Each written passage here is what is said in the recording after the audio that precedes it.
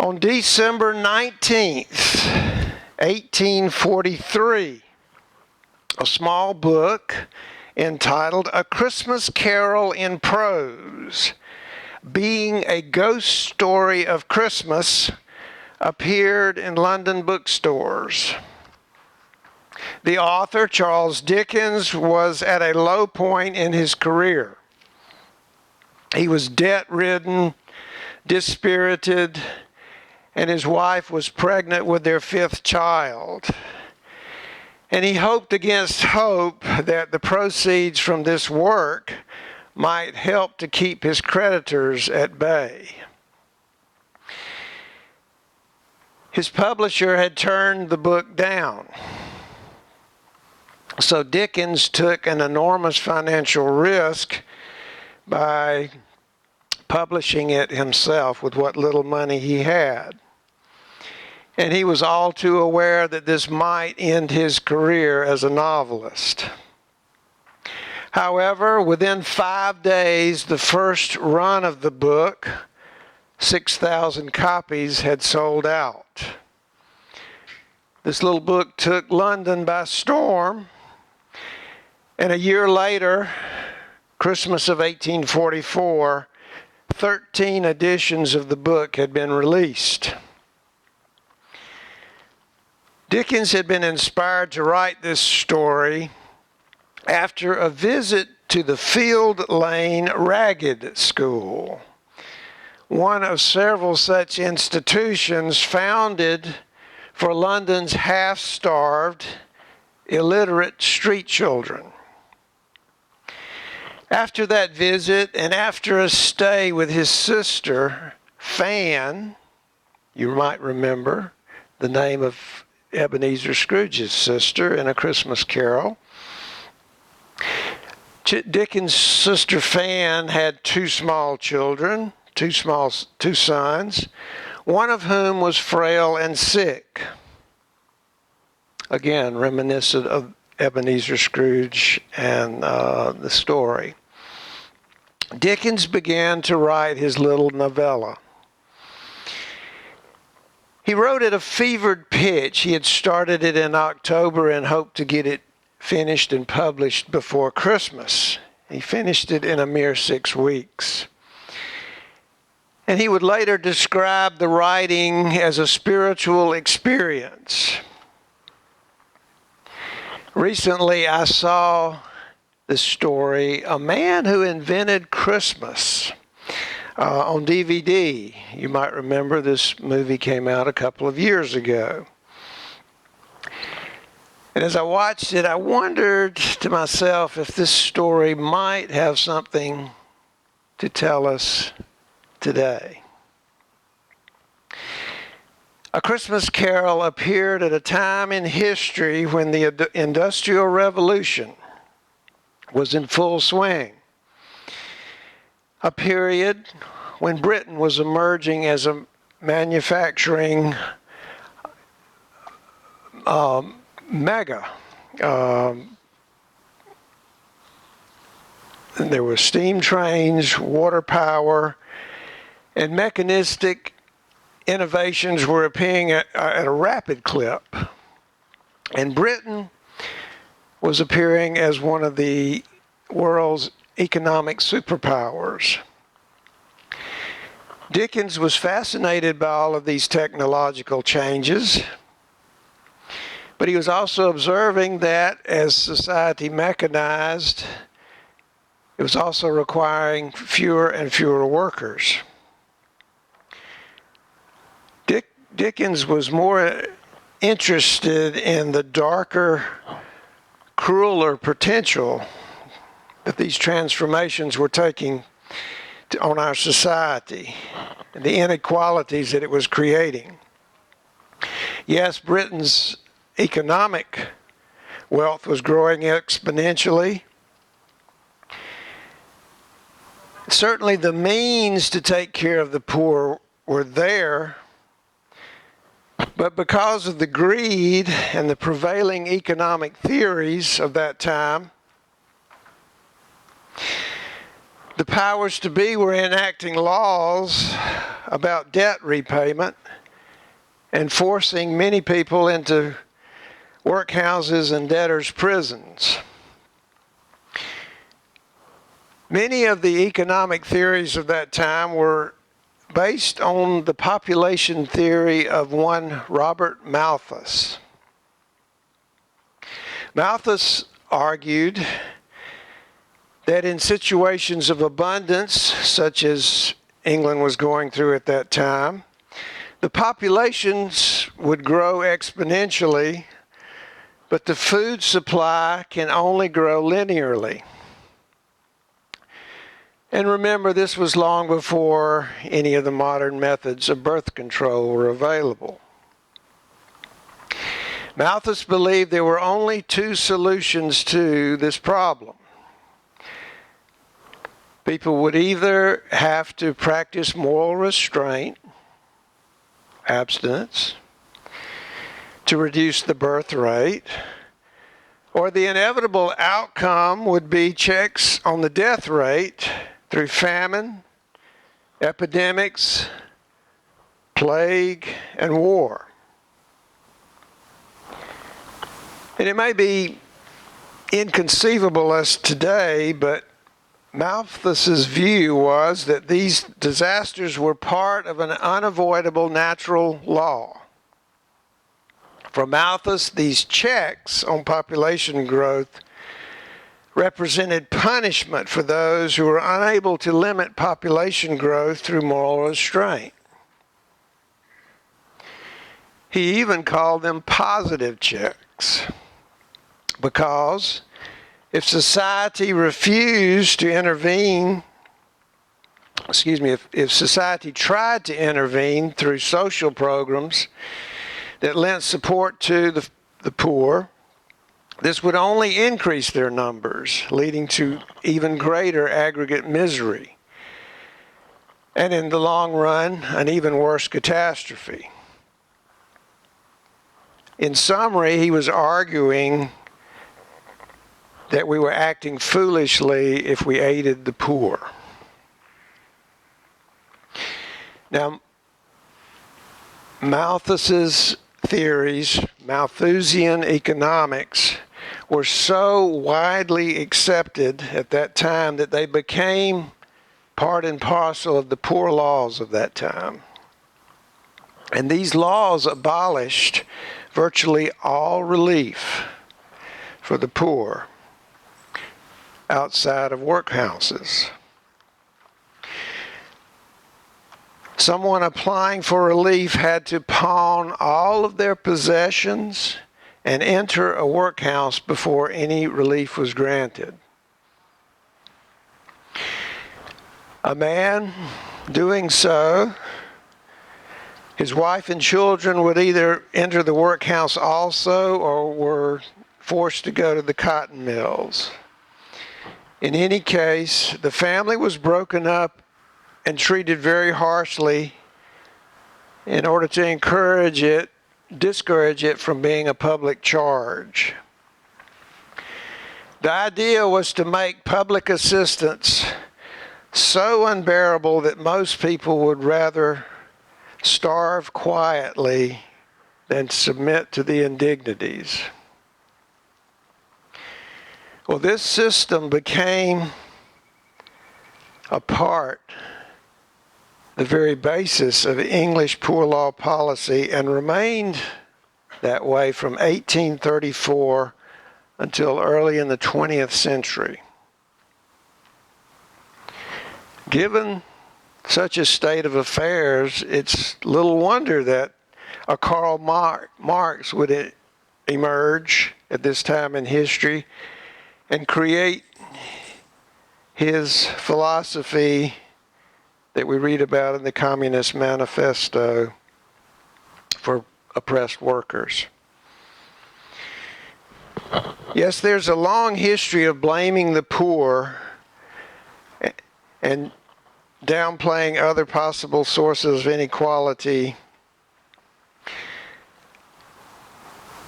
arising from differences in power, social position, institutional structures, and so on.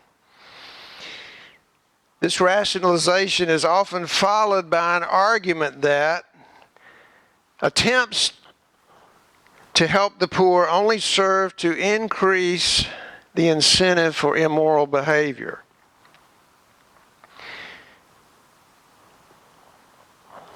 It got me to thinking, based on some of the more recent actions taken by our government, it appeared that we were heading down this road again. The current administration has conspired to cut off food stamps, unemployment benefits, and not just our executive branch. Look at our legislative branch, our Congress. An economic stimulus program that just seems to be in limbo. And the arguments that have been advanced as this discussion goes on and on seem to touch on these very ideas that Robert Malthus was advancing. So I thought it might be a good idea for us this morning to briefly look at some of the things in the A Christmas Carol and sort of get at what Dickens was trying to say to society. Yes, Dickens saw firsthand the kind of a world that this Malthusian economics was creating. And a quiet determination grew in Dickens to use his craft to arouse more compassion for the plight of the poor. Dickens must have felt that these kinds of ideas were not only leading to a no-way-out scenario for the poor, but an even worse calamity than that. Those who were well off were losing their soul. And so he used his storytelling to show how both rich and poor were losing out because of this flawed moral reasoning. And he embodied the very essence of Malthusian economics in this person of Ebenezer Scrooge. Scrooge was not merely a miser. He was a consummate industrial age character in both his thought and in his lifestyle. He was solitary as an oyster, and he had developed a lifestyle to avoid humanity as much as possible. And his business partner, Jacob Marley, a stingy old curmudgeon himself, was the closest thing to family that Scrooge had. The arrival of the charity workers to ask Scrooge for a donation highlights how Scrooge used government laws and programs as a way to distance himself from the poor and from their suffering. Scrooge asked about the prisons, the workhouses, the treadmill, the poor laws, and the charity workers lament that they're all in full vigor, unfortunately. And Scrooge replies that those are the establishment that he supports. Let the suffering people go there if they want help, he says. And the charity workers reminded Scrooge that many can't go there and would rather die. And Scrooge's retort, if they would rather die, then they'd better do it and decrease the surplus population. One of Scrooge's most infamous lines. Surplus population being one of Malthus's most overworked phrases. Scrooge simply reflected the Malthusian ideal back onto the society of that time and forced society to take a long, hard look at itself. Dickens put these words into the mouth of Scrooge to highlight just how cruel and inhumane these Malthusian ideals were.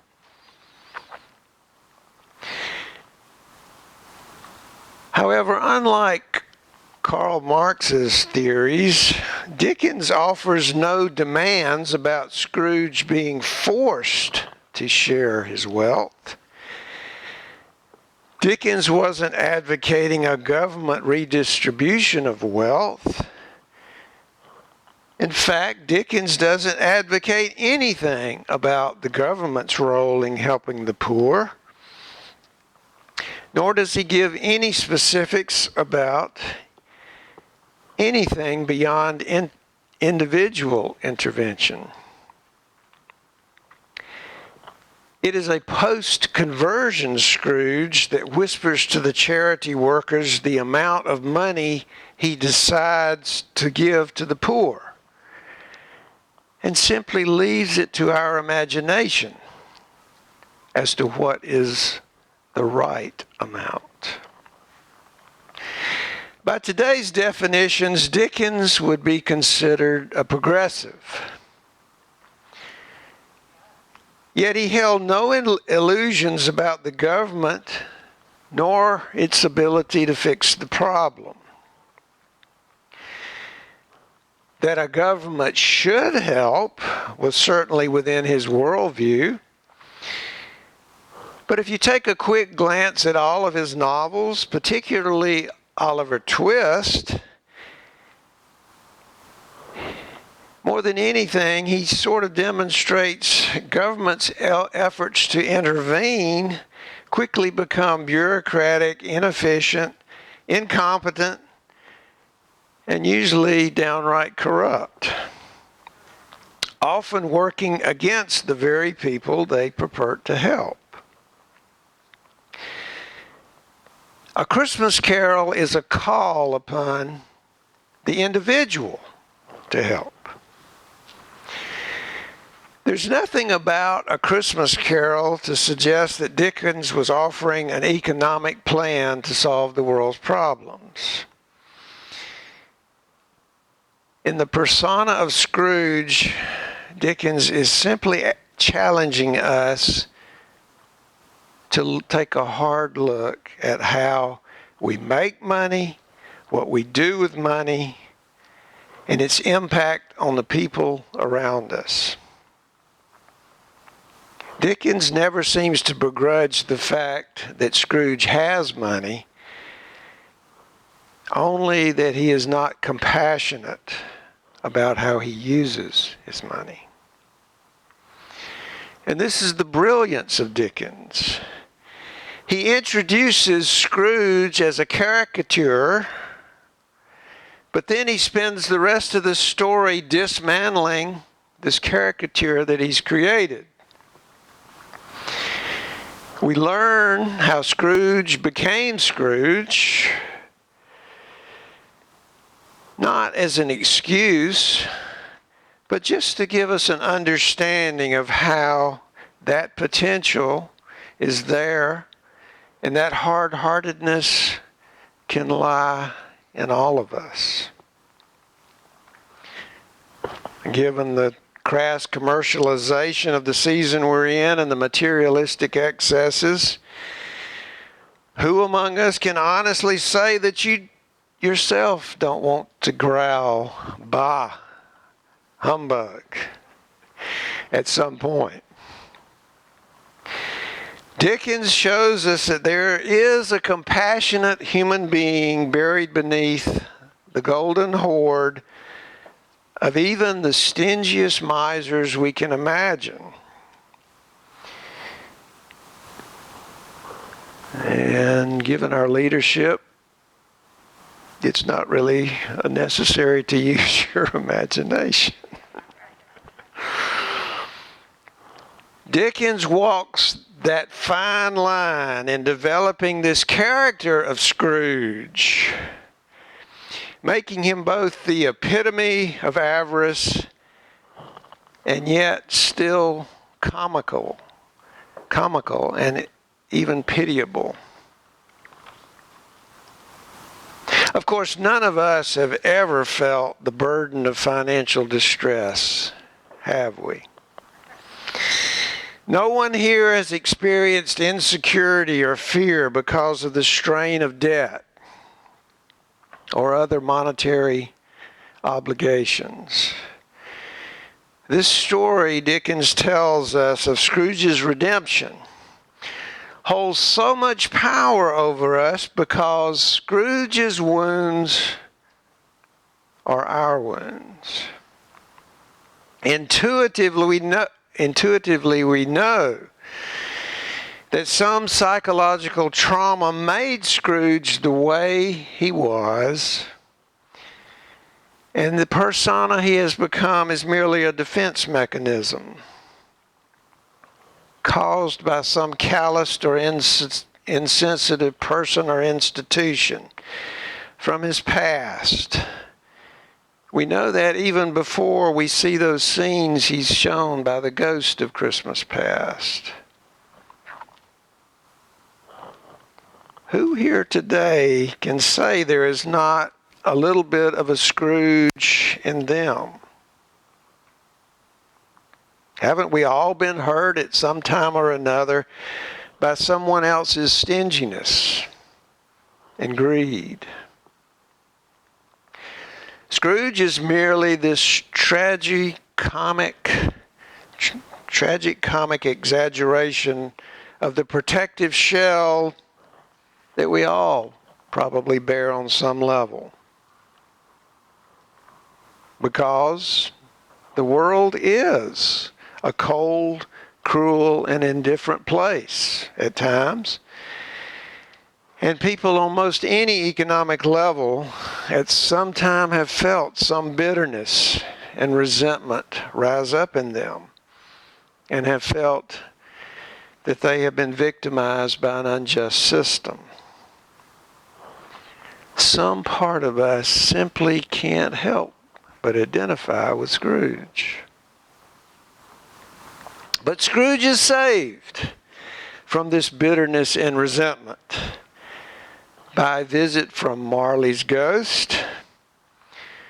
Marley functioning as a symbol, a metaphor for divine grace. And for the purposes of Scrooge's redemption, it really doesn't matter whether Marley's ghost is real or not, or just, a bit of undigested beef, a blot of mustard, a crumb of cheese, or a fragment of an underdone potato. It doesn't matter because Scrooge comes under conviction after his encounter with Marley and the three other spirits that come to visit him that night. These agents perform psychospiritual therapy on Scrooge. Not in the Freudian sense of analyzing his dreams, but in and through the very dreams themselves. The ghost of Christmas past restores his memories of tenderness and times of joy. The ghost of Christmas present lets him experience the warmth of human contact and the true blessings of Christmas. Parties, laughter, singing and dancing, feasts of roast goose, plum pudding, tinsel and mistletoe, all around a blazing Yule log. Scrooge's emotional life is being reawakened. And then there's that final assault upon Scrooge's defenses, waged by the ghost of Christmas yet to come, confronting him with his own death. It is not the specter of death that gets to Scrooge. It is the realization that no one will care No one speaks a tender word at his passing, and his grave is untended. His life is counted for nothing, because no human bonds were severed. They had never been created in the first place. Scrooge's repentance comes from the very depths of his being as he cries out, kneeling on his grave, "Spirit, hear me. I am not the man I was. I will not be the man I must have been.